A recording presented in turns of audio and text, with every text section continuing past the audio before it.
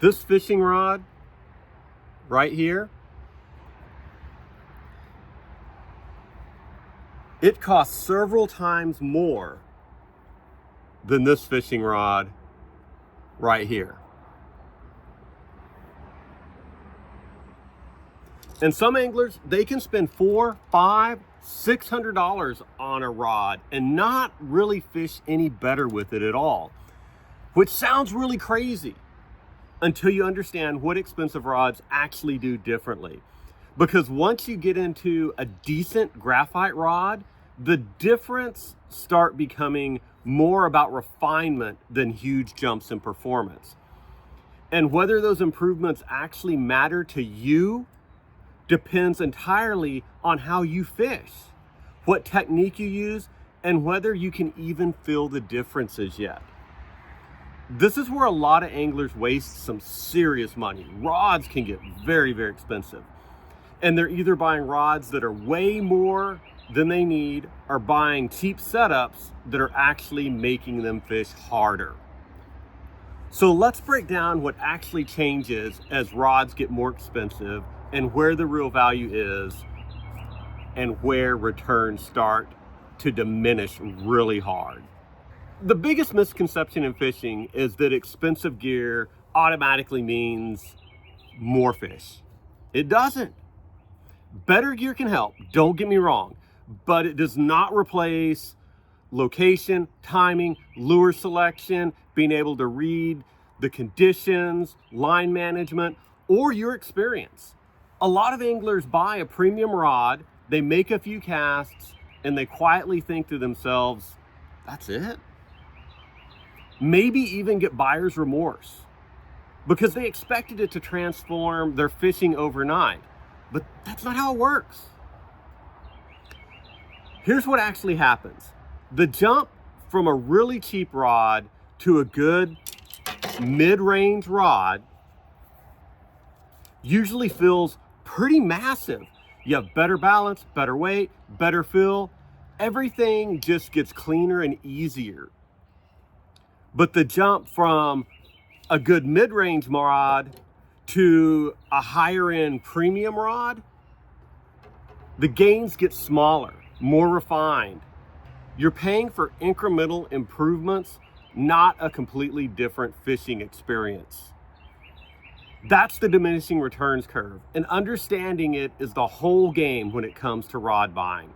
Let's start where improvements are most immediately obvious. Weight and balance is usually the first thing anglers notice when they pick up a better rod.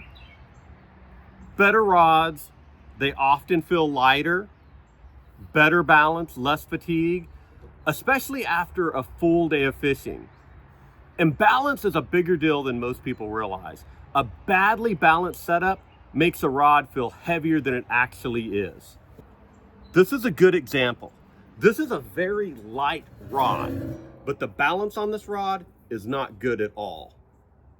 Notice how it's top heavy.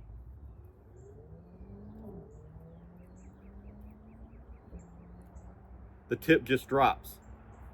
I have to get to about right there on this rod before it balances.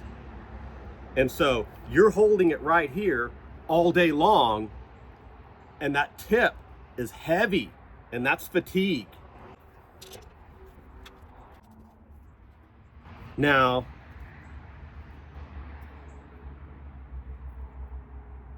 look at this rod, much closer to the reel seat. And if you're palming it, your hand is probably about like that, right?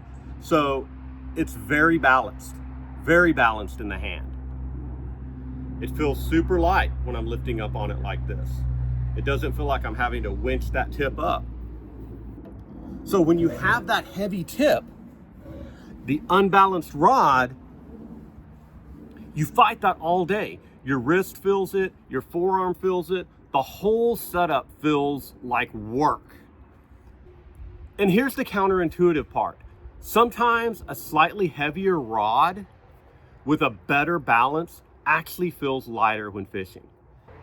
This is one reason premium rods often feel so much better in hand. Not because they magically catch more fish, but because They reduce fatigue and make the setup feel more connected, especially for techniques where you're casting all day.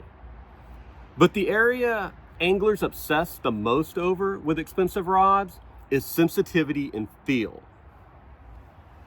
Sensitivity is the number one thing anglers talk about with expensive rods. And premium rods absolutely can feel more sensitive. But what most people get wrong about it is sensitivity isn't just about feeling a fish bite. It's feeling the bottom changes, grass, rock, pressure, vibration, those tiny differences, and being able to tell what is a fish versus what is one of those other things on the bottom. And that's because bites don't always feel like a thump. Sometimes your lure just feels slightly light, slightly heavier, or the vibration from your lure disappears. Something just feels off. That's likely a fish. Premium rods, they do transmit those details more clearly and cleanly. Now here's the part nobody talks about enough. The jump in sensitivity from a $30 rod to a solid $80 to $100 graphite rod, it's huge. It's night and day. You will feel it immediately. But from 100 to 200, it's smaller. From 200 to 300, still smaller. You're paying for refinement at that point, not fundamentally a different fishing experience. And sensitivity isn't only the rod. Line choice, your slack control, your focus, and your experience understanding what you're feeling all play into that. And braid changes this conversation a lot too. Braid has almost no stretch. So even affordable rods feel much more sensitive with braid on them. Some anglers overcredit expensive rods when the line is actually doing a large part of that work. One habit worth building regardless of what you're fishing is to keep a finger lightly touching the blank, maybe down here if you have an exposed blank, maybe in front of the rod if you're palming it like that.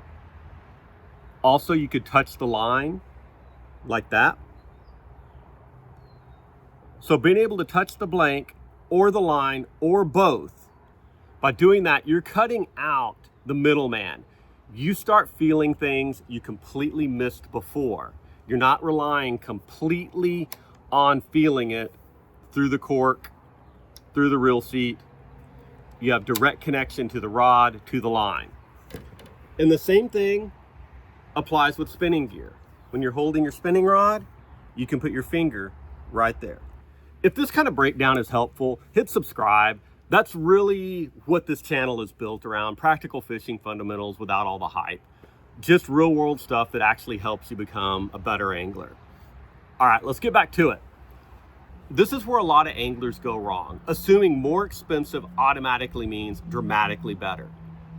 Sometimes it just means slightly lighter, slightly more sensitivity, higher in components. And whether that's worth another $100, $200, $300, that's a personal decision, not a universal truth.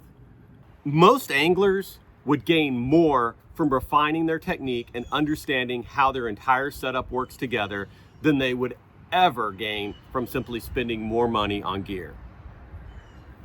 Because if the fundamentals are off, expensive gear, it's not going to fix it. Okay, now, that's not saying that all cheap rods are secretly just as good. They are not. There is a floor where cheap rods start actively making fishing harder. Really cheap setups, they can feel dead. They can feel heavy. They're out of balance and they're inconsistent. Your casting suffers, your feel suffers, your fatigue increases, components don't hold up over time. The sweet spot for most anglers isn't premium, but it's not the bottom shelf either. Once you move into that solid mid-range, generally somewhere in the $70 to $120 range, you get a good chunk of real-world performance gains without chasing those diminishing returns. End of season sales, you can get last year's models at dramatically lower prices than the next year's model. So you can get a lot of rod, also a lot of reel for a lot less money if you watch those end of season sales, those closeout sales. So that mid-range, that's where the value actually lives for the majority of anglers. So are expensive ultra premium fishing rods worth it? Truthfully, it depends on who's holding them. For most anglers, probably not. A solid mid-range rod will serve you very well. And honestly, the bigger gains usually come from improving your technique and time on the water. Now, for an experienced angler, a tournament angler, someone who fishes hard, knows exactly what they're feeling, and can actually perceive those refinements, premium gear starts making a lot more sense. Now, the best anglers in the world could outfish most people with a very modest average setup, because fundamentals still matter more than the price of the gear.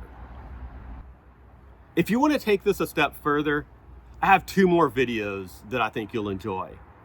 This one is about fishing pressured water, and this one is about the 9 most common mistakes that anglers make when fishing.